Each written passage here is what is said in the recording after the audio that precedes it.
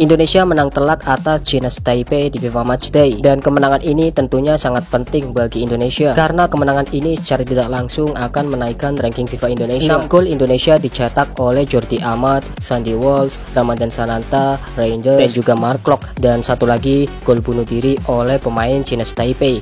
Namun kemenangan besar atas Chinese Taipei ini tidak menjadi perhatian saya. Namun yang menjadi perhatian saya saat menghadapi Chinese Taipei, Indonesia merubah formasinya, dan kemungkinan perubahan taktik ini disiapkan oleh Patrick Kluivert untuk mengarungi kualifikasi Piala Dunia round 4. Dan jika melihat permainan Indonesia semalam, nampaknya taktik ini cukup berhasil diterapkan oleh Patrick Kluivert. Namun bagaimanapun, semalam Indonesia melawan Chinese Taipei yang secara ranking FIFA sangat jauh sekali jika dibanding dengan Indonesia. Jadi kita bisa menilai taktik ini berjalan baik atau tidak ketika Indonesia menghadapi Lebanon nanti, karena Lebanon secara ranking FIFA juga lebih baik dari Chinese Taipei. Jadi Lebanon akan menjadi lawan yang cukup menarik bagi Indonesia yang saat ini sedang mencoba taktik baru, dan perubahan ini tentu sangat-sangat radikal karena merubah struktur.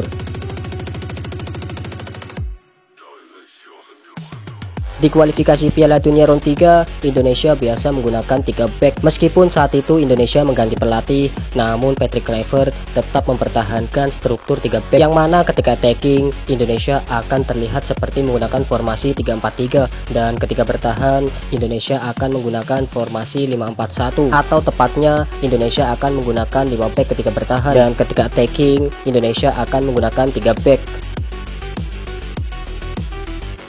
Namun di pertandingan semalam, Indonesia terlihat menggunakan 4 lebih tepatnya 4-2-3-1, dan ini sama seperti timnas usia 23 tahun. Ketika attacking, Indonesia terlihat menyisakan 2 back, Jordi Amat dan juga Rizky Ridho, dan di posisi midfielder ada Nathan Joaon, Mark Klok, dan juga Reinders.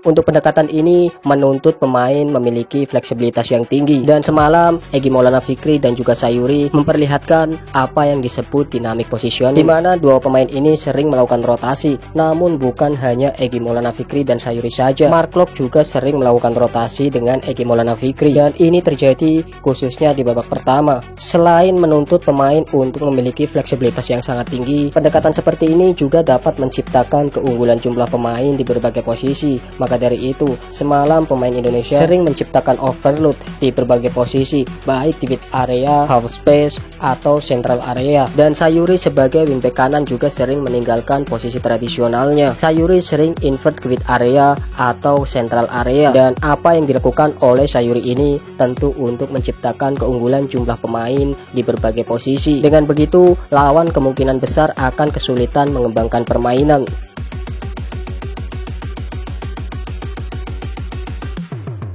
Taktikal baru Indonesia ini tentu memiliki kelemahan, karena taktik ini menuntut high defensive line, maka tentu kelemahannya ada di rest defense. Dan semalam kita juga ditunjukkan seperti apa kelemahan Indonesia dengan formasi barunya. Ini terjadi ketika pemain Chinese Taipei melakukan counter attack. Di sini terlihat sekali garis pertahanan Indonesia sangat tinggi sekali, dan juga terlihat sudah situasi 1 lawan 1. Namun untungnya pemain Chinese Taipei tidak memanfaatkan peluang itu dengan baik, sehingga bisa diantisipasi oleh pemain Indonesia. Kelemahan lainnya adalah ketika lawan juga ikut menerapkan man-to-man marking, atau dalam bahasa taktikal adalah modern press. Dan ini juga terlihat semalam ketika pemain Indonesia akan melakukan build up, pemain Chinese Taipei melakukan man-to-man marking. Jadi pemain Indonesia kesulitan untuk memprogresikan bola ke depan, sehingga di sini Tom Hei melakukan salah passing dan berhasil direbut oleh pemain Chinese Taipei, dan pemain Chinese Taipei melakukan counter attack, dan itu hampir saja terjadi gol. Namun untungnya ada Kang Emil Audero.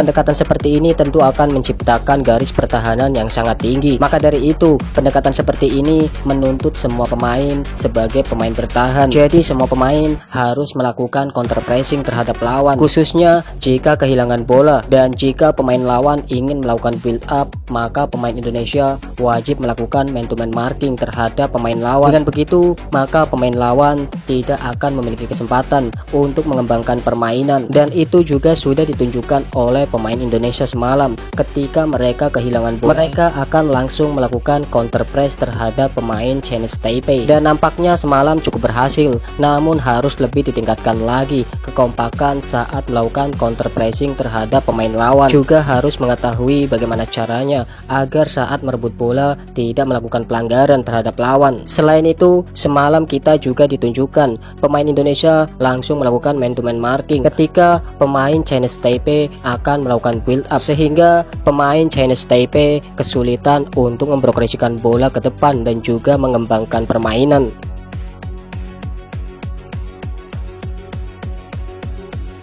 Perubahan taktik secara radikal yang dilakukan oleh Patrick Kluivert ini menandakan Indonesia sepertinya akan mengembangkan standar taktik untuk sepak bola Indonesia. Jadi kita tunggu saja seperti apa perkembangannya.